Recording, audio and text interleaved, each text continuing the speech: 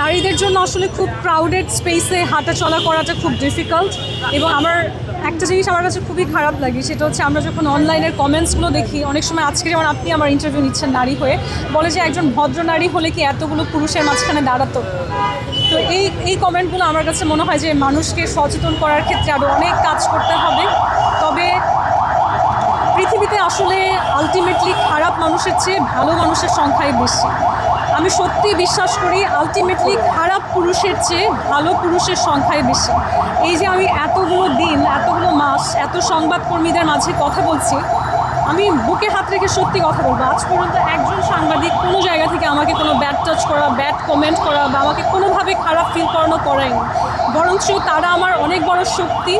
আমি যখন নিজে একটা নিপীড়িত অবস্থায় ছিলাম, এই যে আমার সংবাদকর্মীরা যারা ম্যাক্সিমামই পুরুষ, আমি হয়তো একজন দুইজন আজকে আলহামদুলিল্লাহ আপনাকে দেখলাম, একজন দুইজন নারীকে দেখে, তারা কিন্তু আমাকে অ্যাকচুয়ালি প্রোটেক্ট করে।